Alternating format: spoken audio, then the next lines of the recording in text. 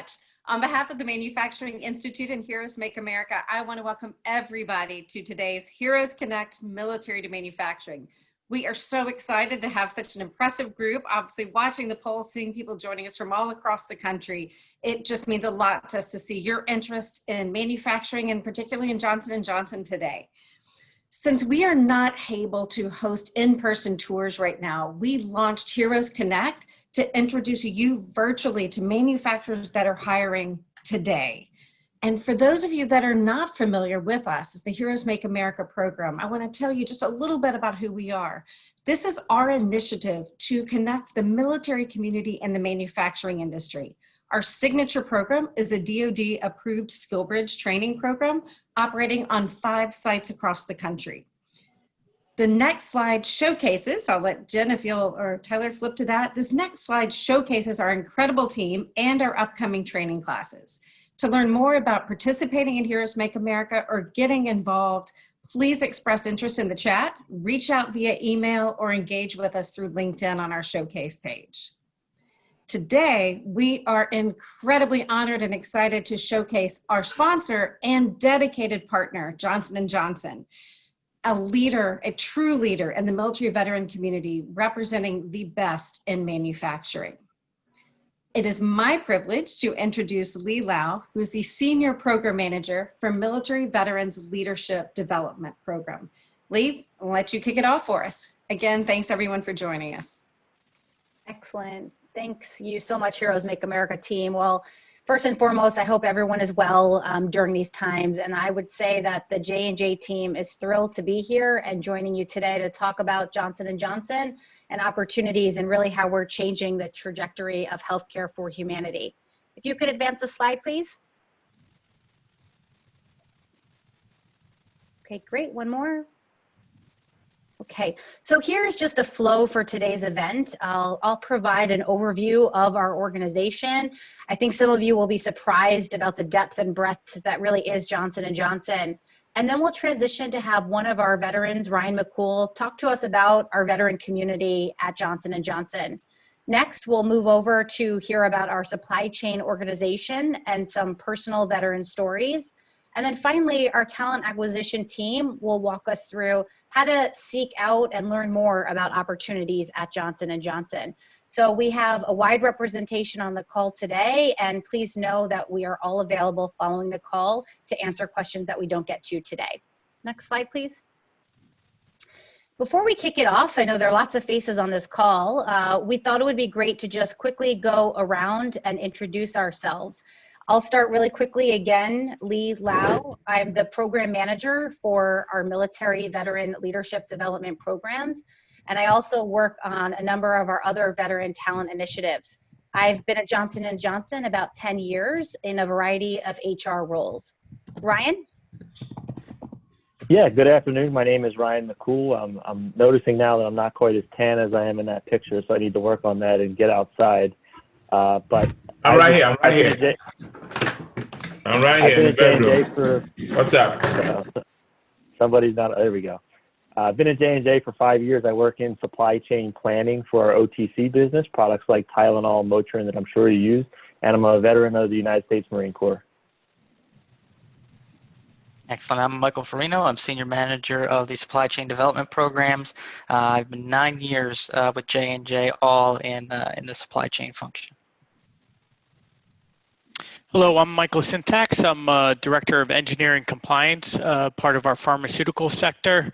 And I'm also a Marine Corps veteran, been with J&J for about 9 years as well, in various roles in various regions. Hello, my name is Amber Figueroa. I have been working with Johnson & Johnson around 10 years. I'm currently leading one of the recruiting teams assigned to support the recruiting process for operations, manufacturing, and quality functions for Puerto Rico and U.S. I'm located in Puerto Rico. I'm very excited to be part of this presentation that will provide you great insights about our company and why you can consider a career with Johnson & Johnson. So thank you so much. Hello, my name is Rafael Farrar. I'm one of the matchmakers for Johnson & Johnson. I connect extraordinary people with extraordinary opportunities. I've been with J&J for over 16 years, supporting talent acquisition through supply chain. I'm a son of a Army veteran and a dad of a Naval Academy football player. Go Navy! And I'm super happy to be here. Thanks, team. And Terry Bjornson, our HR leader for veteran activities and talent acquisition, and John Perez, our head of military and veteran affairs, unfortunately couldn't be with us today, but they are a part of this core team and really critical stakeholders in this area. So definitely wanted to include them for your awareness as well. Next slide, please. Okay, thanks so much. So what we'd like to do just over the course of the next 10 minutes or so is really walk you through who we are as an organization. And we would be remiss if we didn't start with our credo. For anyone who's interested in Johnson & Johnson, I would really encourage you to read this document upon completion of this overview. It is a collection of values that guides us and puts the needs and well-being of the people we serve first, which for us is really all of our consumers, doctors, surgeons, caregivers, nurses, patients, mom and dads, and everyone else who rely on our medical health products and medical devices. It was actually written in 1943 and was relevant then as it is today. And it really is our North Star for how we operate and how we think about getting our products out to individuals across the world. It has led us to be the largest and most broadly based healthcare organization. And when we think about Johnson & Johnson and how we're comprised, we actually consist of 260 operating companies with a footprint in over 60 countries, and we employ about 140,000 employees, our biggest base being within our supply chain organization.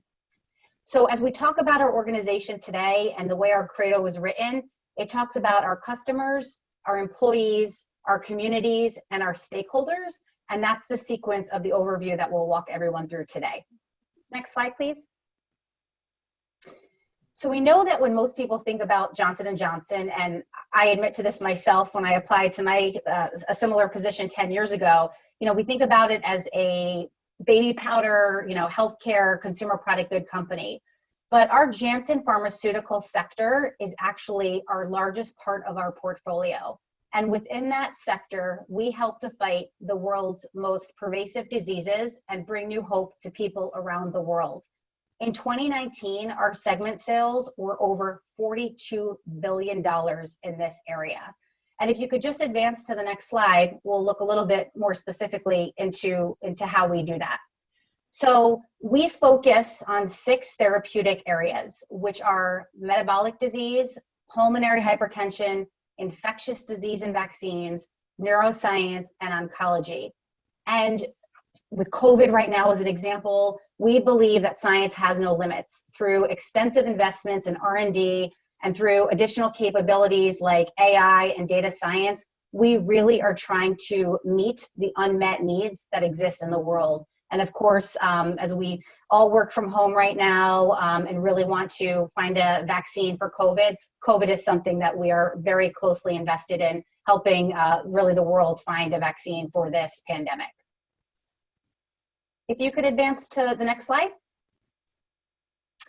So medical devices really is the area of our business where we create technologies that benefit people of all ages and leverage the latest science and research to make healthcare less invasive and elevate the standard of care. For people interested in medical devices, again, we have opportunities in all functional areas, but the STEM disciplines, robotics, 3D printing, and other areas are really where we look to innovate to create advancements in different areas like you see here on this slide, including neurological disease, orthopedics, vision care, diabetes, infection prevention, diagnostics, cardiovascular disease, and aesthetics. And so this area of our business is the second largest sector that we represent. And in 2019, we had segment sales close to $27 billion. So before we advance to the next slide, which is representation of our consumer organization, we thought we would poll the group with a polling question about Johnson & Johnson and consumer. So would you put up the poll, please? If everyone could just take a moment to look at the poll and address it. which of the following are J&J products? AccuView, Band-Aid, Listerine, Neutrogena, Pledge, and Purell.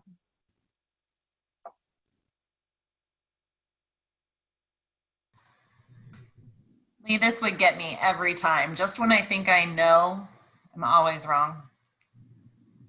Well, actually, you threw in some trick questions in here, or quick responses, I would say.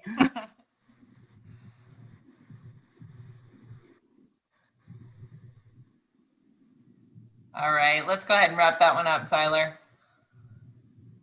Okay, excellent. So I would say if you could advance to the next slide for consumer, was a pretty good representation. You know, understanding the depth and breadth of our consumer portfolio goes beyond baby and goes beyond Band-Aid and Tylenol. So Listerine and parts of our business like Vino and OGX are really some of the other parts of our portfolio that understandably people don't realize are connected with J&J.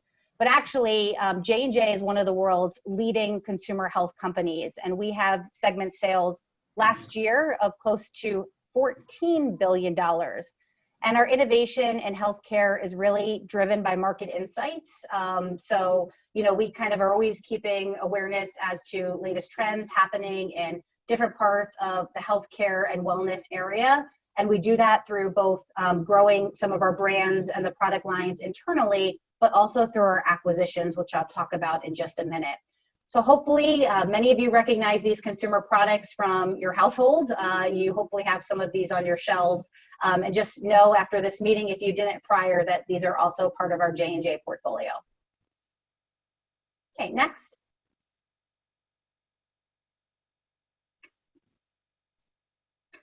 If you could advance the slide. Perfect, thank you.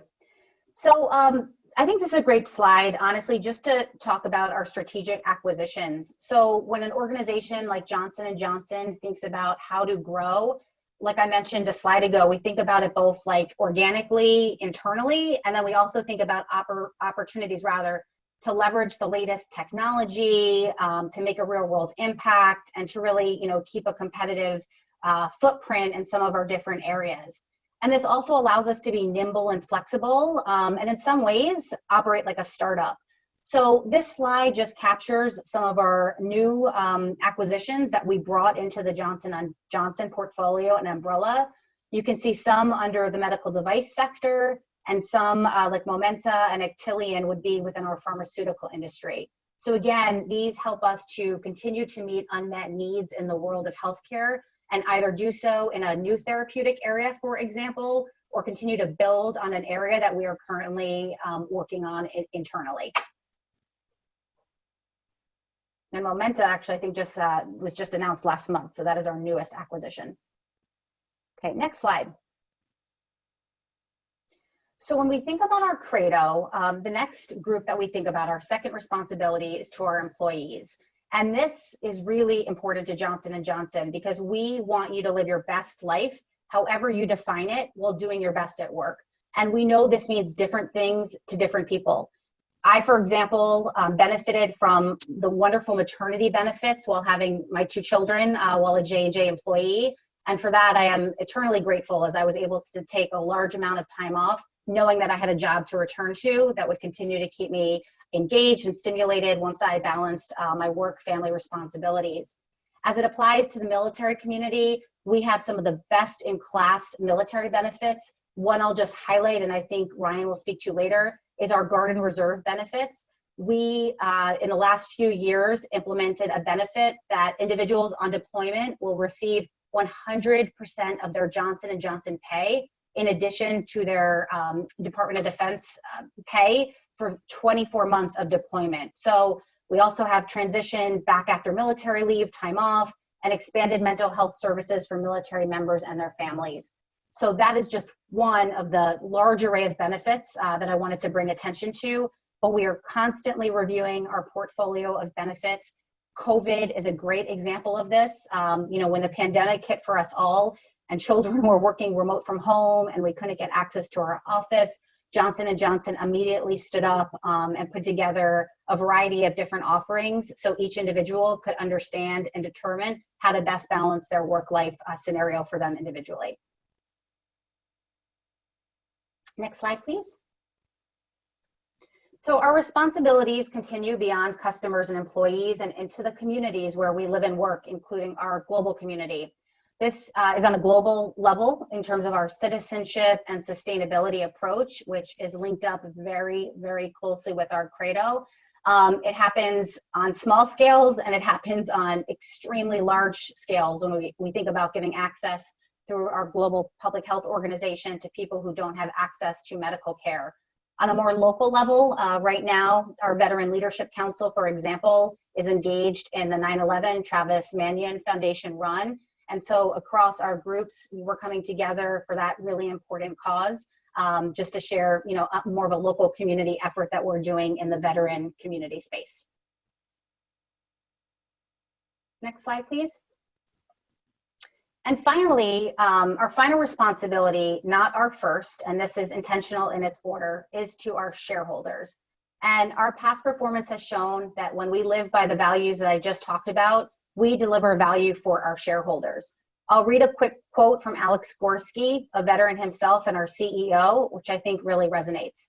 Our performance is the result of our talented Johnson & Johnson colleagues and their extraordinary dedication to help advance health and well-being for patients and customers around the world.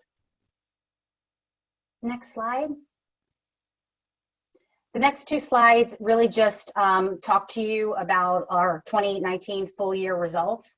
Some things I would quickly highlight are in 2019, worldwide sales increased 4.5%, which is obviously a really remarkable increase. And we've had 36 consecutive years of adjusted operational earnings and growth. We've also, on the next slide, you can see, have 26 brands across the three sectors that I just talked about, or platforms, that are above $1 billion in sales. So again, just to show you the impact of our brands in certain areas of healthcare is quite significant.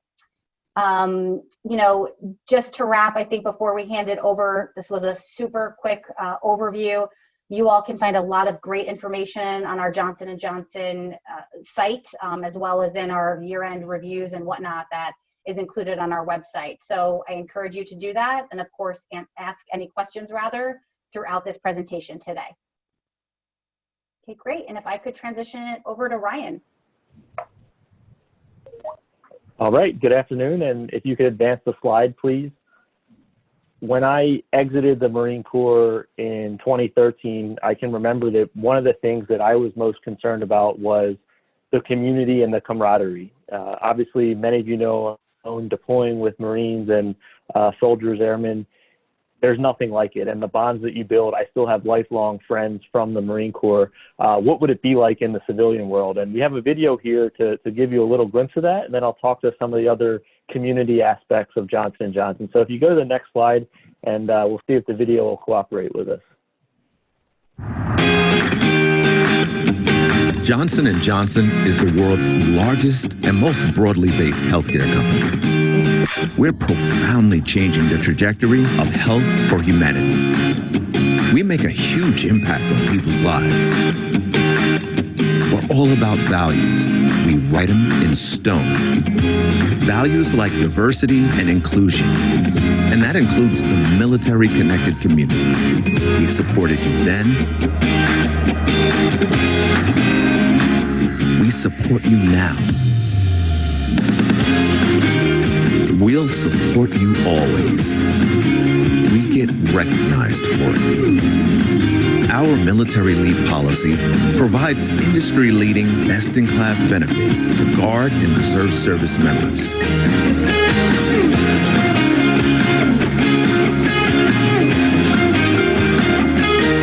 J&J creates networks for veterans and develops great leaders and strong innovators. If you are a service member, veteran, or military spouse, we value your service, skills, and experiences and want you at Johnson & Johnson. We created the Johnson & Johnson Military Veterans Leadership Development Program, and we participate in several programs that help make it easy for you. I'm proud of Johnson & Johnson's commitment to supporting the wellness of veterans and their families through long-standing partnerships with select nonprofit groups that excel in supporting this very same mission. To all of our veterans, thank you for your service. To your family members, thank you for the sacrifices you make. And to our employees, thank you for your ongoing efforts that truly make a difference in the lives of veterans. At Johnson & Johnson, we're making an impact. Join us.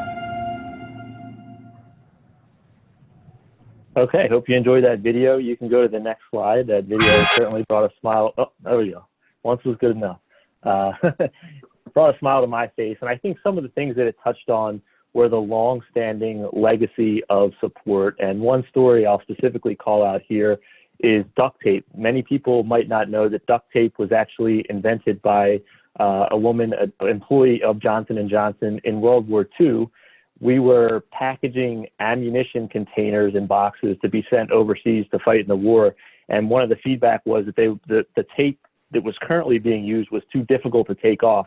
So you had soldiers and Marines spending too much time trying to rip that open and potentially costing them their life in battle. And it was a J&J employee who invented duct tape, which was waterproof and a much easier way to take off the tape and to get the ammo that was much needed. So from the Spanish-American War all the way up and through the current engagements in Iraq and Afghanistan, J&J has provided gauze, first aid, antiseptic, all of those things that keep our legacy of the military close to heart.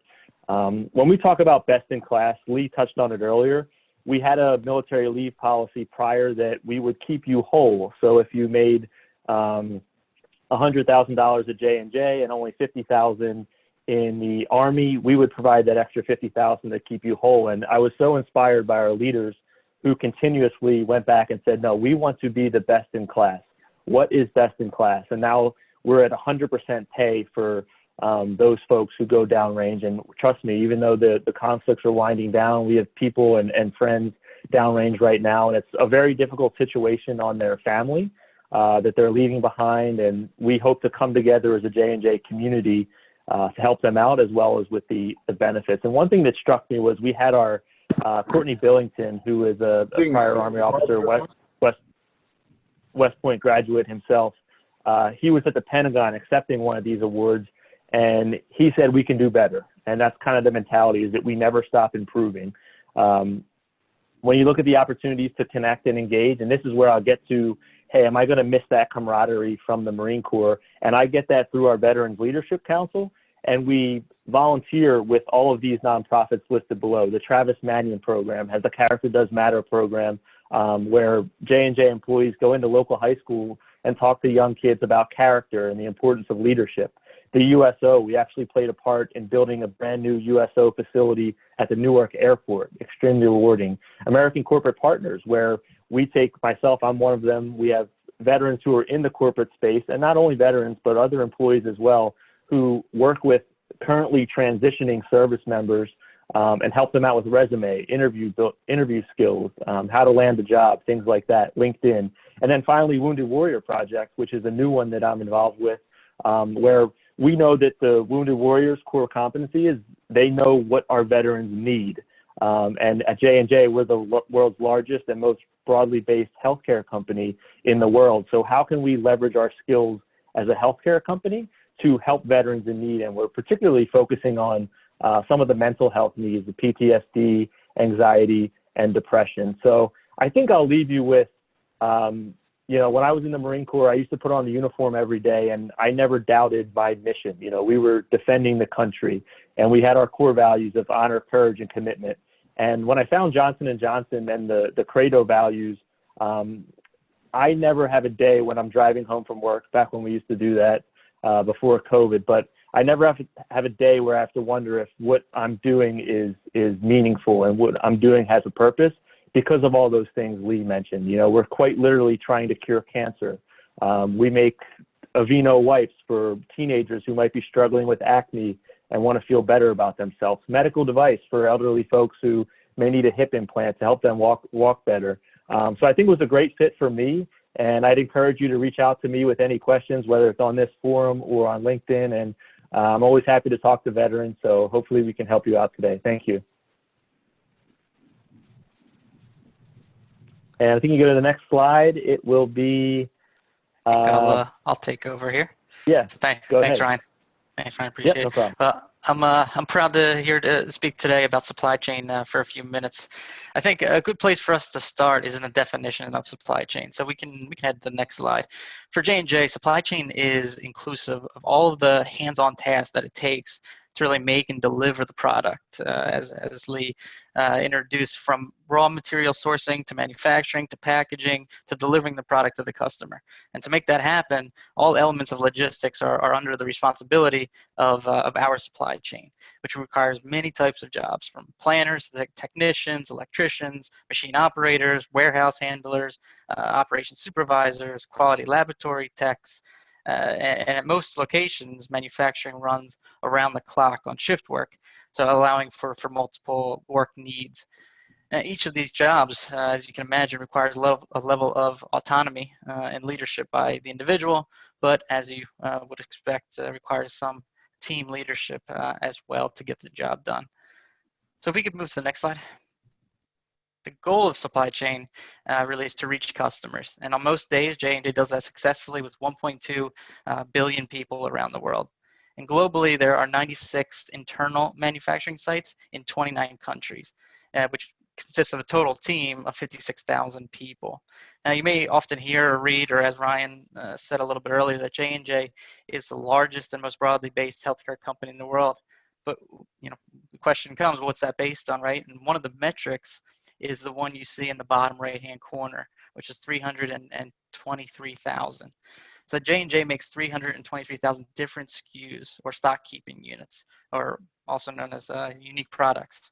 And as you can imagine, it can certainly get complex with 323,000 different products. So especially when each of those products needs to be held to the highest quality standards to meet not only our company, but federal and international standards.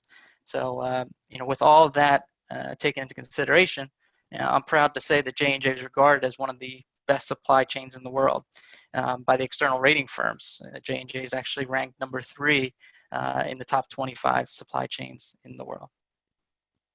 And last slide here, if you can move. So now focusing back on the U.S., J&J is a U.S. Headquartered company here in New Brunswick, New Jersey. But each blue square you see there represents either a manufacturing or a distribution site within the U.S. Now, some of these sites are very large, as the ones you see pictured here, which can employ upwards of 1,000 to 2,000 people, while other sites are much smaller. It can consist of more towards 50 core technicians at a distribution site, for example. Now, later in this presentation, I think we'll be able to show you a subset of some of the roles that are currently open for sourcing at some of these sites. Now, I'd like to hand it over to Michael Syntax, also supply chain leader, to share his experience in supply chain. Yep. Next slide, please. You can move on to the next slide. So, yeah, who am I? I was sitting in your shoes about 8 years ago, where I was looking for a company to really become a part of. And I remember transitioning out of the military, and just much as Ryan had mentioned, you're looking for that camaraderie and that team with a mission that you really wanted to join. And one of the things that really attracted me to Johnson & Johnson was really the credo. So not only do they provide product and services that change people's lives, save people's lives, but they also have a very strong commitment to you as an employee and also to the communities that we serve. So as I transitioned out of the Marine Corps, I joined J&J at a manufacturing facility just outside of Philadelphia, where I started out as an engineer. But over the course of 8 years, I've had many different roles and have traveled beyond even the U.S. So I've also had a very well-rounded career in supply chain that goes beyond just engineering and manufacturing. I've had quality assurance roles. I was a production supervisor in Texas. Just last year, I came back from a 2-year international assignment in Kiel, Belgium, where I ran a manufacturing lab of about 70 people. So, it's just given me really a diverse opportunity and career, and has also provided me a huge investment in my own personal development. And that personal development, as Ryan stated, we have the VLC that provides, mentorship to veterans that are transitioning into corporate America. But mentorship goes beyond just even our veterans within J&J, but just the leaders that exist in J&J are really focused on developing you and helping you translate those core competencies that you've learned in the military into being a successful business leader as well. So, really those lead by example, being able to adapt quickly, and translating those into successes, allowing you to have a similar and diverse career that I was able to have in J&J. Okay, next slide.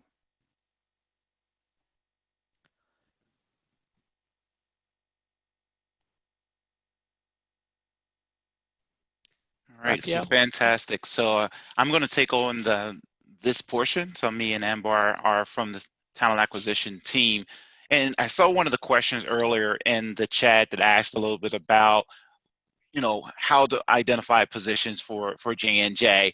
J&J is a family of companies. So we have 250 operating companies across the US and internationally, and all positions that we have vacant are housed there. So this is your one-stop shop to locate opportunities for us. If you could advance the slide, please. So once you put in that J&J link, you will land on this landing page. This landing page has a variety of really good information for you to learn more about Johnson & Johnson, from the different things that's going on in the news, the different innovation that we're working on, our pledge, our credo. I mean, we've done a really good job of kind of making it a one-stop shop for you as a future employee for the J&J family of companies. If you can advance, please. Once inside the actual J&J career site, we have a variety of panels that you can learn more about, like who we are, how we hire, the different benefits that we have as employees. Then we have one unique spot called the Job Spotlights, which is really, really great because it gives you a storyline of a person's career within J&J, from either early in career or just new to J&J and where they are today, or at the time that we created the spotlight. So that's another great vehicle to use to learn more about us. And then the innovation. In many cases, a lot of people don't know all the really cool, innovative things that J&J is making, just because you just don't have the interaction with them, not being in the medical space. But the innovation really will wow you with some of the things that we're doing, even in consumer. So I would certainly recommend that you look at the helpful content that we have very tailored to help you through the entire recruiting process. If you can advance, please.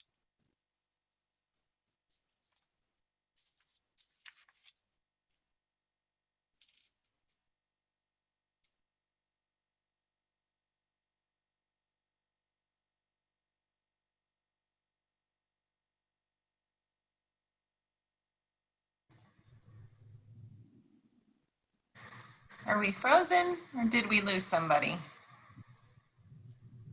Ambar, you're on mute. Oh. Can you hear me now? Can you hear me? Yes, you're good to go, Ambar. Awesome, thank you. I'm sorry for the inconvenience. Thank you, Rafael. So now I will be sharing how to complete a search and application process in our career site. If you are looking for a career with Johnson & Johnson, there are two ways of going about it.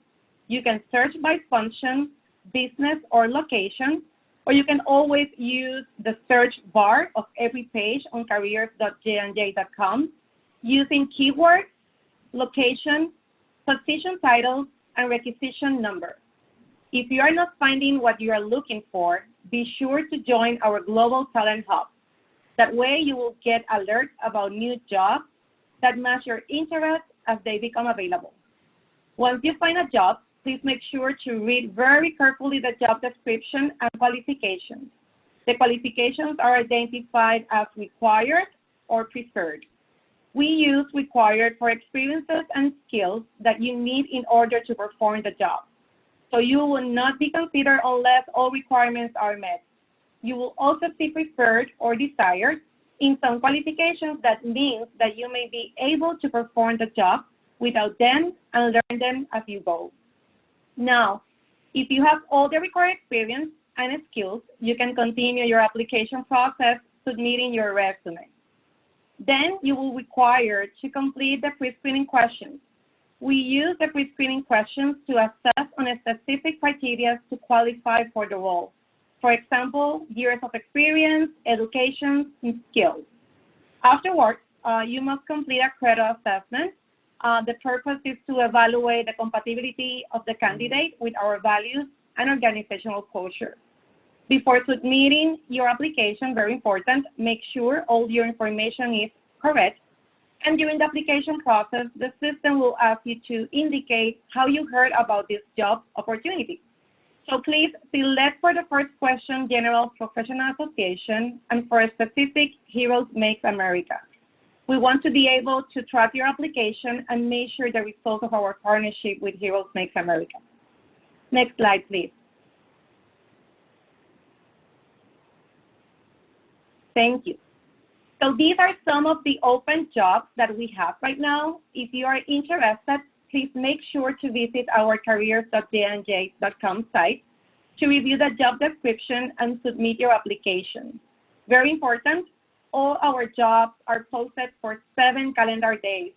It is important that if you receive any notification of a new job, make sure to complete your application as soon as possible.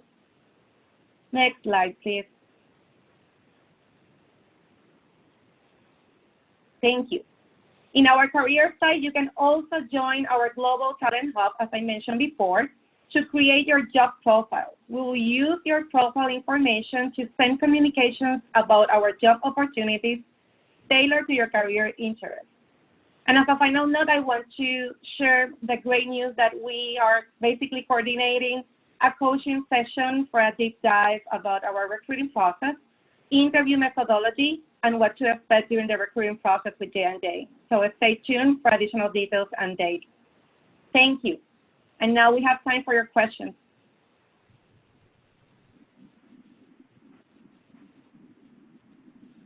Wonderful, thank you. That was so much fantastic information, and we have lots of questions coming through. So at this time, we're going to go back to David Hart. You had asked a question in the chat. Would you like to ask that aloud?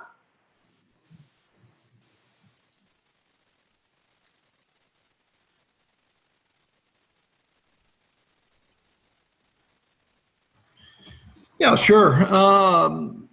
When I did the initial job search on the Johnson & Johnson page, I noted that there was no remote positions defined. Do you have to be at a Johnson & Johnson facility to perform the work, or do you guys promote work from home, virtual work?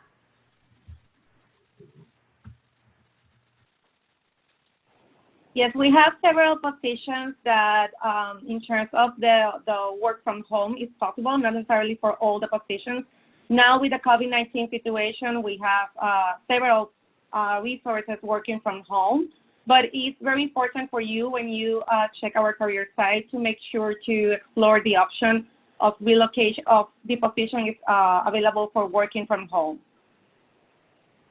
Rafael, I don't know if you want to add anything else. Nope, I totally align to that. Again, it's position by position, but right now with COVID, we are a good chunk of our employee base is working from home.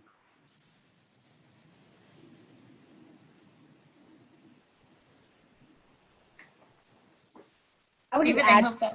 I'm Go sorry, ahead, Lee. just to add on to that. So exactly as both Rafael and Amber articulated, and I think there's a lot of value in being face-to-face. So some of our jobs can certainly be done remote, and flexible work arrangements can be made for people who start at a site. But when we think about kind of collaboration and innovation, and we've all created workarounds, right, in the COVID environment that have worked for the short term. But I think some of those connection points, and I know like our executive committee feel that a lot of that collaboration and innovation has to still happen face-to-face. So I would just kind of add that holistic view. I totally agree. Great point. See, Mike Tracy, you have a great question as well.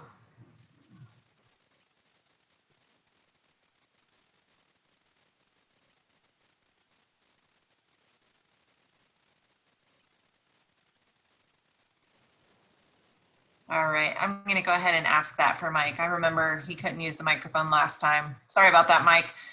He asked, when looking into a specific career opportunity with Johnson & Johnson, is there a military liaison that assists in helping the veteran find the right career choice with J&J?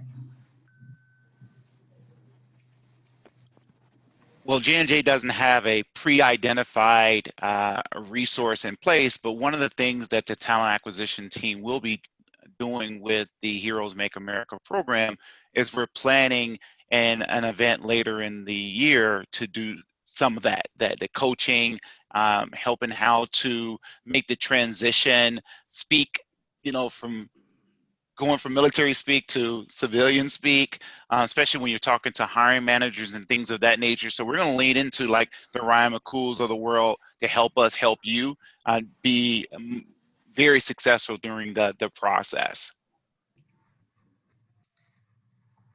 Depeche, I hope I said that right. I'm sorry if I didn't. Would you ask your question for us, please? Hi, everybody. How you guys doing? Doing well. Oh, good to know that. All right. So I'm I'm in Air Force Reserve now and a biomedical engineering student at UConn. So just wanted to know if there are any programs for veteran students to transition to J&J. Yeah, I see Lee is shaking her head, and she's probably going to chime in, but I'll speak to from what I know. It'll be a very similar program that we would use for our traditional students. We have a very strong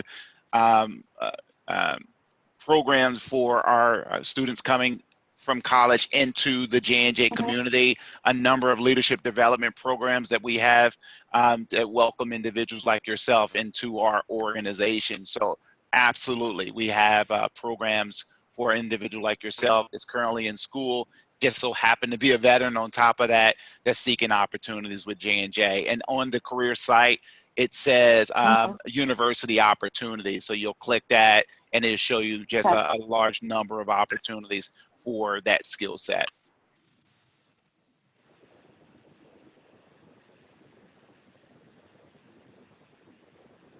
Thank you. John Paul. Yes, hi. You wanted me to ask the same question? Yeah, you can ask your question from the chat, unless, did it get answered over there already? No, I haven't seen that, so I could go ahead and ask it. Basically, I'm looking for Phoenix, for opportunities in Phoenix and Los Angeles, but I'm also interested in overseas opportunities. So I did not catch Ambar's, where she indicated that we could potentially look for international opportunities. I was just wondering where I can find that. Yes, you can the search option in our career site. You will be able to enter the specific location, so you can you will have access to see all the opportunities already open. So as I mentioned before, you can go to the job description, and if you meet the minimum requirements, you can go and formally apply for the role. Okay, that's what I didn't catch. Thank you very much. Yeah, I appreciate it. And just to tie that back in, as I communicated earlier, the careers website is our one-stop shop.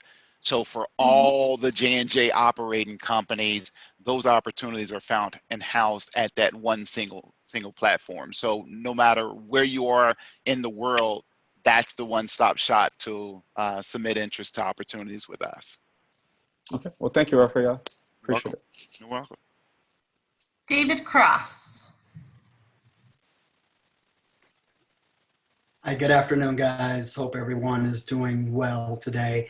I just had a question around one of the roles. I know I can go out on the site, but I haven't went there yet. I saw you had some QA manager roles out there. I am a software quality assurance director. So I was curious about if your roles are more software based or are they more supply chain logistics, pharmaceutical based? That QA manager title is widely used across the J&J platform, and depending on the actual sector, it may mean something different. So in a medical device space, especially in our robotics business, we do have QA managers working on the software and things of that nature, because I was doing some recruiting for them late last year. Then on the pharma side, the QA manager is working with the actual component, and then the QA person for consumer may be components, and it may be some other materials that they are concentrated on. So it really depends on the sector. So I would really ask you to just review that job description, especially if that title is that flag for you, like, oh, that's the title that I'm certainly interested in.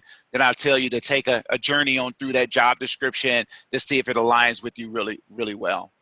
Sure, that makes sense. And just one more question, if I could, as far as veterans, because I'm a military veteran, is there a process out on the site that indicates or flags that you're a veteran when you're applying for roles so that we differentiate?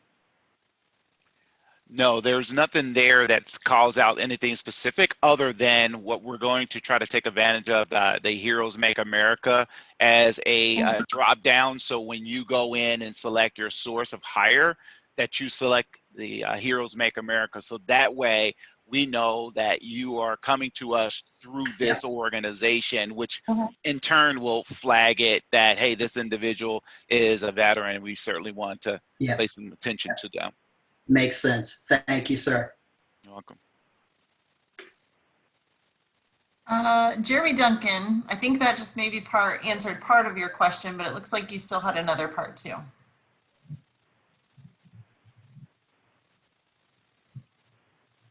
Oh, thank you very much, and good afternoon, everyone. Yeah, I believe the previous person answered the backbone of the question that I had.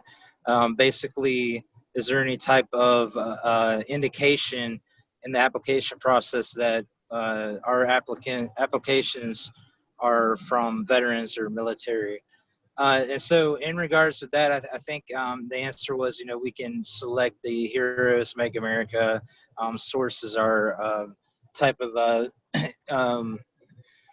the company that we were referred from. But basically in the review process of the applications, is there a certain preference given to veterans or military? Are they, in the federal government, typically in the application process, veterans or ex-military are given a point preference and for their applications to be referred to hiring managers and interviews. So is there a similar type process for the Johnson & Johnson?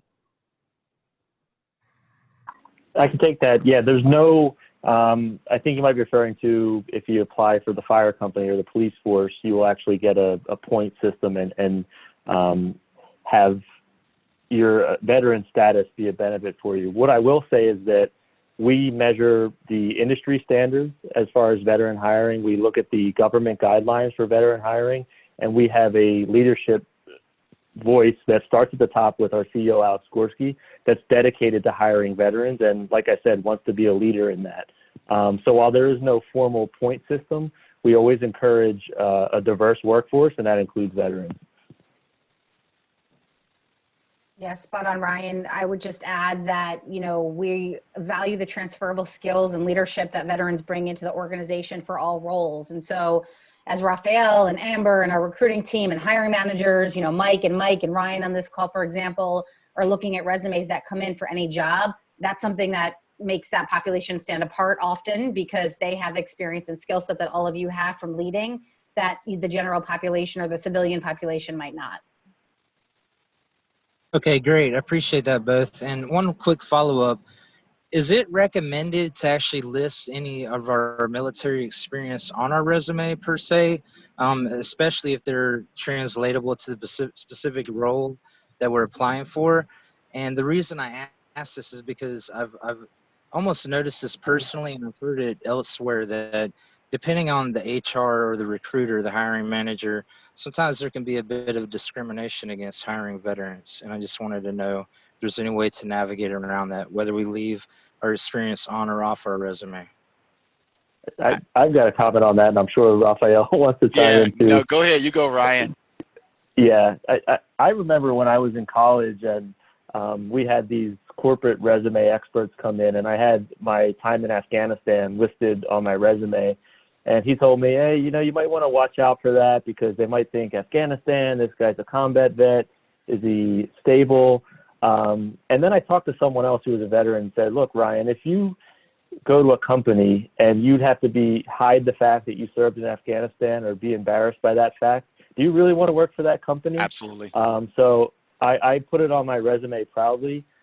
We try to help other hiring managers to decipher some of those skills into the real world. But yeah, I always leave it on there proudly. And Raphael, I'm sure you agree. Yeah, no, me and Ryan we've been running together for a really long time, so he knew exactly what I was going to say. If you can't bring your authentic self here, then we're not the company, right? That's not what we want. We don't want you to hide anything. We want you to bring your authentic self, and that resume is that business card. That's the first opportunity for me to learn a little bit about you. And even in that experience, I can pull a lot from that. I can pull that you had to, that you was able to work in conflict. I was able to understand that you are able to do multitasking. You had, all those variables that if you chose not to have it on your resume, I wouldn't even know that story. So don't leave unused real estate on your resume. And of course, me and Amber are going to certainly go through that when we do our session later in the year. But absolutely, we want your authentic self. I appreciate that, guys. Thank you. And I'm going to call on Donald Stitt next because I think his question and concern goes perfectly along with that conversation. And I know that he's not the only one that feels this way. Thank you. I wasn't quite thinking I was going to be speaking into this, but I welcome everybody. And I think a lot of us are all in the same boat. Yeah, I'm afraid to put on there, about a disability or anything. And that, although, I never lie on any application. And so I am a protected veteran by the status of what the thing says, whether it's a 10% or, 20, 30, whatever. But I just don't want people to think that I'm a disabled person, that I can't do a job and I can't do things. Even though I'm classified because I go through the VA and I go through different things. So it's, a challenge that you have when you're putting out applications.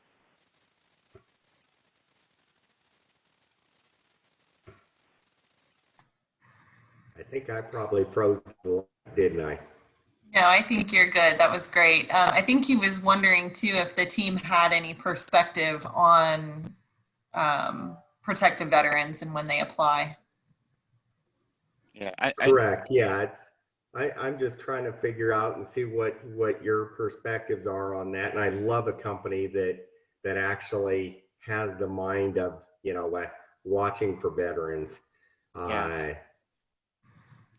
think either it was Ryan or Mike when they were doing their presentation. They talked a little bit about some of the efforts that our VLC does.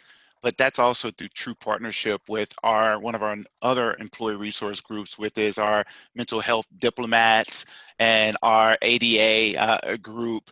So we understand that that's part of the population that we want in our organization as well. This is people, not necessarily disabled, right? This, specially abled individuals that we want part of our organization as well. So we're certainly out there doing recruiting efforts at those same type of conferences, differently abled people to come to J&J. So I want you to feel very confident that if you're submitting interest to our organization, and if you already paid the price of serving for our company or for our country, we want to make sure that we do what we can do to ensure you the opportunity to be with us as well. Thank you. Well, I will say, and for those that have served in combat situations and everything, thank you very much. Whereas my disability didn't come from a combat, it was, from peacetime activities. But that brings into my question about, I was typing it in. We had conversation about where to put military on the resume and everything. My military was, a few years ago, so it's way back in my history tree. So I haven't even been putting military on there other than, my Army commendation, my, as an award, where I was a soldier of the quarter for a division. Other than that, then I haven't really shown anything. Okay, and one of the things I see the comment in the chat session, and it speaks to the fact that you have the ability to select that you are a veteran. You also have the opportunity to select that you have a disability or not. One of the things that you'll find that a lot of that information is masked to us from a recruiting perspective. So to answer a question earlier, like, well, if I say yes to this form, Raphael, would you know? No, we don't know any of those things. Those things just follow your career profile once you become a J&J employee. So that way you already answered some of the questions that we will ask you as an employee. But as of the time of you applying to our role, you're selecting, yes, I'm a male, I'm an African American, I'm a veteran, I happen to have a disability. None of those things are viewed or even opened up to us to see during the recruiting process. So again, I want you to just know how that is masked to us through the entire process. And I just want to add, Raphael, that the self-identification process is not required, okay? Correct. So it's a voluntary step that you decide to complete or not, and any recruiter will have access to any confidential information. Jen, I had a question, but I had sent my question in privately to Michael Ferrino and Michael Syntax. And the question I had was, in the search mode on the site, I'm plugging in supplier surveillance manager, but every industry uses the term supplier management differently. They use it completely differently. And even though I have a background in medical, in supplier surveillance, I don't know what words I would choose or use to do a search for that specific role. And by the way, thank you very much for putting all your information, your LinkedIn information, as contact information. I appreciate that. Yeah, it's a good question, Yep. and yeah, I'll say it's I mean, supplier manager is the name it goes by typically throughout the supply chain and especially in the U.S. So yeah, I would search for supplier manager. I don't know, Raphael or Amber, Yeah. if you've seen others. No, I was going Yeah. to say the same thing. One of the things that you'll find sometime the titling doesn't align with every single company. So one of the things that I always recommend when I'm coaching people is go out to either Indeed and do exactly what you did on our site. And what'll happen is Indeed has the artificial intelligence that would at least congregate it to what it may be called or another alternative. And then once you kind of see this theme of, oh, it's not called surveillance, it's called supplier manager or whatever the title is, then come back to our site and do exactly what you just learned. So it may be just retooling the title a little bit to fall accordance to what we called out there. Amber, anything else you want to add? Yes, definitely. Another important thing is to complete your information, your profile in the Global Talent Hub, because you will be able to download your resumes, and also select filters that will allow the system to understand your preferences. So you will start to receive notification for each new opening that match your preference. So it's super important because you will not need to go every week to the system to do like a manual search. So once you have your Global Talent Hub profile ready, you will start to receive plenty of opportunities that probably will match your career interest. Okay, thank you. Thank you very much for the information. Sure. And I can add to, when you get the alerts, the great thing about the alerts, those are your alerts. So us as the talent acquisition team don't know you got that alert. We know that when we post a position, it may say there's 900 matches. So it's kind of doing a quick search on the system, and it's firing out those emails out to you about 10 minutes after we post it. So you get them pretty quickly. But until you physically say, yep, I'm interested in this position, you cut and you apply to it, then we know that you're actively interested in that opportunity. Okay, great. We have another really good question from Mike Tracy. If you have a spouse that is active duty and is on assignment orders to a new geographical location, do you assist the Johnson & Johnson employee in finding employment at a different Johnson & Johnson facility?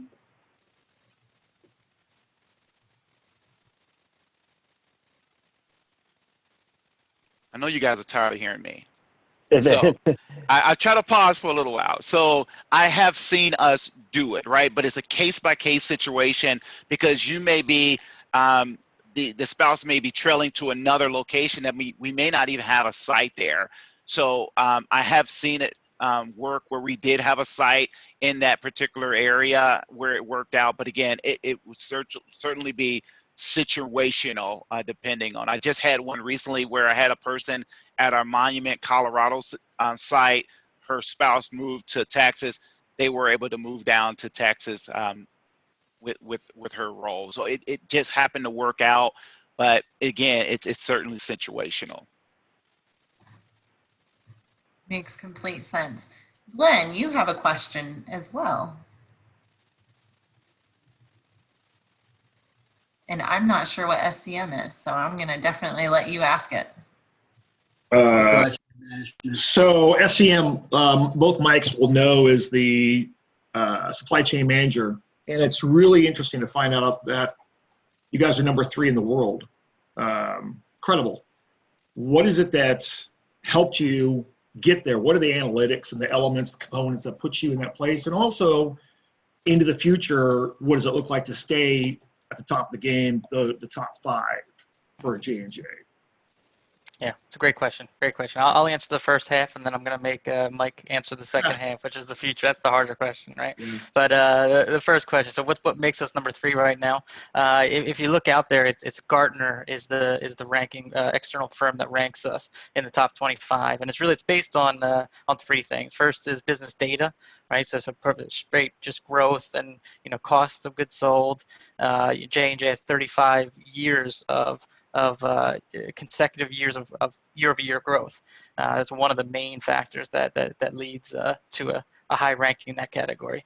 Second is the innovation pipeline. So it's how many products we have in our pipeline coming in the next 5 years, and how many are groundbreaking, how many are just iterations of products that we have now. And then third is the social governance and opinion data that we get from those and from you as a as a customer, right?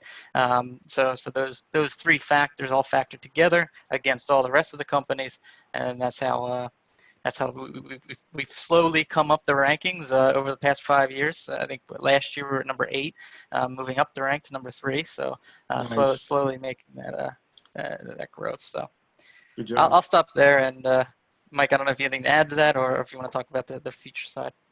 Yeah, no, absolutely. So being a director of compliance engineering, it's really the continued investment in innovation that we have within Johnson & Johnson. So even with our legacy products that we've had on the market for quite some time, there's a continued investment in innovation on not only innovating the product itself, but how we manufacture that product. Really investing in automation, data analytics, cloud-based software, and really providing us continue to be on the cutting edge as an overall supply chain and getting much closer to the customer.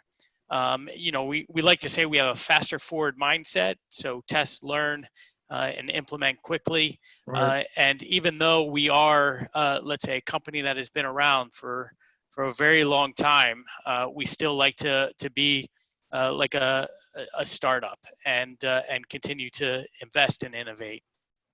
I guess the question I would have, excuse me for keep on going, but are you guys working more in the smaller team project mindset to move elements within the SCM overall from raw materials to finished product?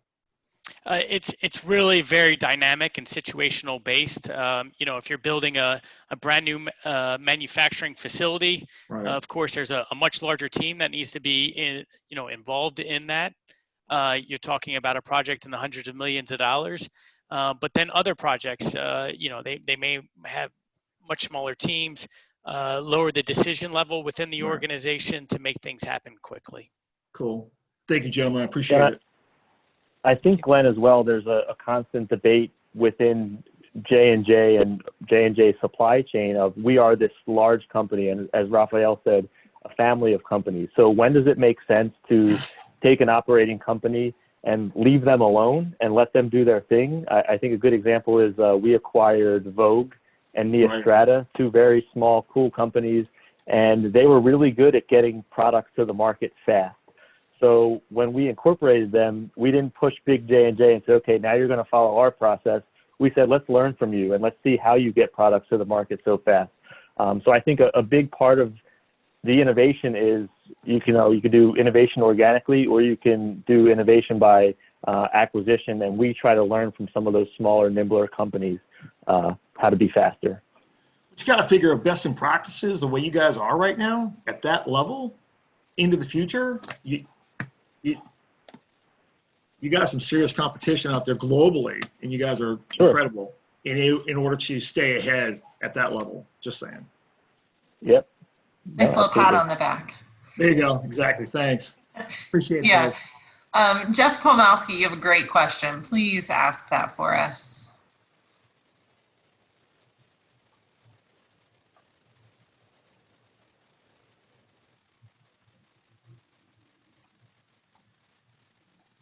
Oh, Jeff, I think you're muted.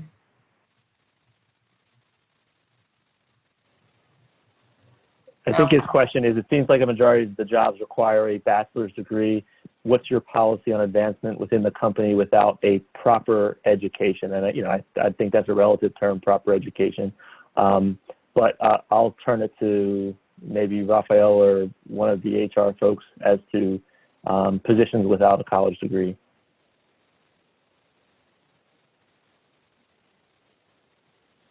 I'm not quite sure myself, to be honest. Yes, I'm here. So basically, every position has different qualifications. As I mentioned before, please make sure to pay attention to qualifications that state required versus preferred. Required is basically non-negotiable for compliance reasons and legal reasons, right? And for those preferred, it's basically nice to have qualification, but not required to execute the role. As I also mentioned before, we have like 350 supply chain positions right now posted in our system, but not necessarily will be the same positions next month or next week. So please make sure to complete your global job profile in order for you to start to receive the new openings notification.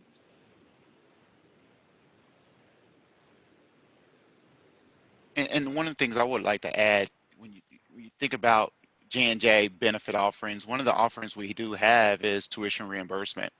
So if you came into the organization, you don't have the bachelor's degree, but say you have the associate degree, you can take advantage of our program to get your bachelor's degree to continue moving up through the organization. And again, based on the qualifications that's being asked of that position. And if we take it one step back, if you don't have the bachelor's degree, you don't have the associate degree, but you have the years experience of military and your high school diploma, but you want to at least start down that path, again, our tuition reimbursement program is there readily available for you to take advantage of it. And it doesn't mean that you have to go to a live campus and be there every night, for 2.5 years. It may be an online option that you may choose to build around that work-family balance that you would need to secure your degree. We have many of our associates that have gone back to get their advanced degrees and done it either virtually or gone onto a site once a month or something of that nature, even at the executive MBA level. So we certainly have a lot of really good benefits in place to ensure that you have all the necessary tools and use them as building blocks for your career with Johnson & Johnson. So I'm going to make this the final question here, and then we'll do a little wrap up. Wick Blackwell, I see some of it is specific to you, but I think that's some kind of good information for everyone in general as well. Would you like to ask that? I guess so one of my questions is some of the jobs that you guys have advertised require some form of background experience of some sorts, and kind of like when you go back to get a degree and you let 10 years lapse and they make you do it over again. What's the life expectancy of like the experience you may have gained previously? Because I have 22 years in service, but 5 or 6 of those have been as a surgical tech in the surgical role before I commissioned as an officer. But I was just wondering, the job specifically I was looking at is something that I was exposed to while surgical tech. Most of my reps were military officers, Marines or Army officers that were our Johnson & Johnson reps for surgical supplies and whatnot. And so I was just, I think it's pretty much the same thing that they were doing, the jobs I see listed, and that's why I was kind of interested in. My question was like, how long experience, like recent or so forth, because I have a master's degree in organizational business security and stuff. So I guess that's my question, is how far back, you look for that experience, because that's well beyond 10 years. Yeah, my rule of thumb has always been recency and relevancy, right? Mm-hmm. So if it's relevant but it's not recent, I will still look at it, right? Because if it's along the lines of the position that you're considering, again, that's real estate that I want to know about. Yeah, it may be, somewhat dated, but if the skill set is there and it's transferable, then we're going to have that conversation with the hiring manager to say, hey, this person, just like you just described it, he did surgical tech before he went into the military. When he was commissioned, he did X, Y, and Z. He went on and got his bachelor's degree and his master's degree, and now he's interested in this opportunity. That's the body of work that, as a recruiter, that I'm going to help tell the story on your behalf. Okay. Yeah, connect with me through LinkedIn, and let's continue the conversation so I can learn a little bit more about it. Okay. Yeah, and Wick, I would just add, I supported our sales organization at Ethicon, one of our medical device companies, for a few years. And as Raphael knows, we look a lot at kind of the veteran experience in the sales rep roles, just as you mentioned. So I think having that exposure, having that interest is still very relevant. And then also our sales representative roles have different levels too. So we might hire individuals at a higher level, let's say if they sold similar products at Medtronic, and at a more entry level if they're going into the field for the first time. So we'll provide all that training up front, and then you get into your territory, and after that your growth is up to the individual and kind of that trajectory of growth. So I wouldn't get too dissuaded by that. I know our sales leaders are consistently asking for more veteran applicants, so definitely encourage you to apply, and then like Raphael said, reach out to any of us individually, and that applies to everyone. Good. Thank you. And Lee, just to follow up on that training, I think this was kind of part of Wick's question as well. Is that paid training, the 6 to 9 months of?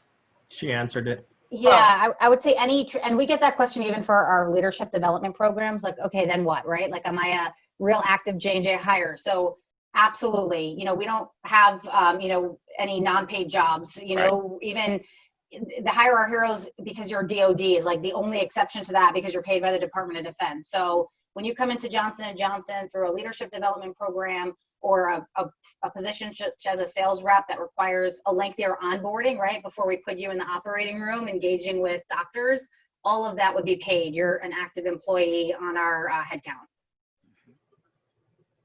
Thank you. I'm sorry I missed that. All right, so we're going to go ahead and wrap up. We have another poll here. We like to gather just some immediate feedback from you, you know, how you feel about this event. Hopefully it was valuable to you. So if you'll take a few minutes, a few seconds probably, to answer these. And there's a few questions in this one poll, so you may need to scroll down to make sure you answer all 3 of those, please. And then Tyler, if you could go ahead and reshare that next step slide.